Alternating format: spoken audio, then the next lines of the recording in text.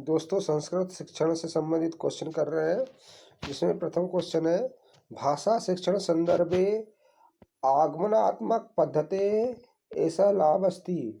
मतलब कि भाषा शिक्षण संदर्भ में आगमन पद्धति का क्या लाभ है।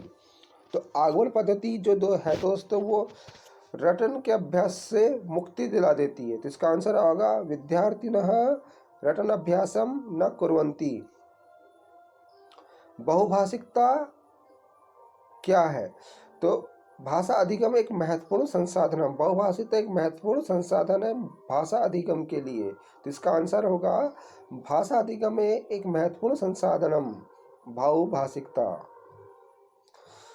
अतिस्थिनेषु कस्मिन् विधौ मातृभाषाया व्यवधान न अपेक्षते। मतलब क्या कहना चाह रहा है क्वेश्चन की ऐसी कौन सी विधि है जिससे हम किसी प्रकार का व्यवधान नहीं होता, तो वो प्रत्यक्ष विधि। जब हम प्रत्यक्ष बात करते हैं तो हमें किसी प्रकार का व्यवधान नहीं होता। भाषाया कक्षाया कथा कथनम एक पद्धति रूपण प्रयुक्त न शक्यते। मतलब ये कहना चाह रहा कि कथा कथन को एक पद्धति के रूप में हम किस विधि में नहीं अपनाते हैं। तो दोस्तों लेखन विधि है जिसमें हम कथा कथन को एक पद्धति के रूप में नहीं अपनाते हैं। तो इसका आंसर आएगा लेखनस्य अध्यापन करते। भाषा अधिगमार्थम कंठस्थीकरणम अंक रूपेण भाषा शिक्षणस्य कः उपागम स्वीकरति। मतलब ये कहना चाह रहा है दोस्तों भाषा अधिगमार्थ कंठस्थीकरणम अंक रूपेण भाषा शिक्षण से कः उपागम स्वीकरति।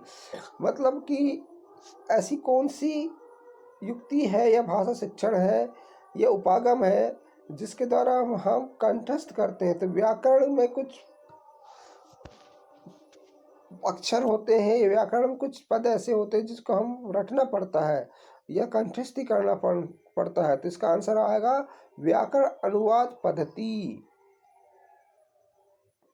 विद्यालय प्रति आगमनेन बालाः स्वमूल भाषां कक्षायाम् आनयन्ति। बहुभाषिक देशे विद्यालयेन तेषां गृहभाषा सम्मानम करणीयम यतोहि। मतलब कि एक बच्चा या बच्ची है जो घर की भाषा से, जिसको केवल घर की भाषा आती है, तो उस घर की भाषा आती है तो हमारे देश में बहुभाषिकता तो है ही, तो उस घर की भाषा से हमें क्या करना चाहिए, उस बालिका के साथ हमें कैसे व्यवहार करना चाहिए। तो हमें इसका आंसर आएगा दोस्तों कि उसकी जो भाषा है वो हमारी महत्वपूर्ण अंग है, वे संसाधन है।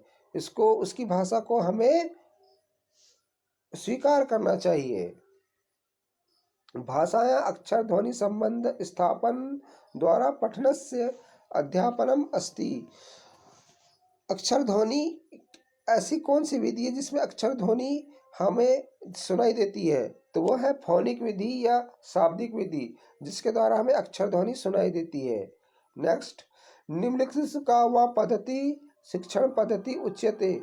मतलब ऐसी कौन सी पद्धति है जो शिक्षण पद्धति के अंतर्गत आती है, तो वो चयन पद्धति भी है, रुचि पद्धति भी है, प्रेरणा पद्धति भी है। तो इसका आंसर आएगा उपयुक्तम सर्वमपि। उसके बाद है नेक्स्ट उपयुक्तम सर्वमपि संस्कृत शिक्षण अनुवने से द्वितीय भेद वर्तते। इसमें पूछ रहा है संस्कृत शिक्षण संबंधित दूसरा बातें या दूसरी भेद कौन बताता है। तो दोस्तों खंडान में बताता है। हम खंड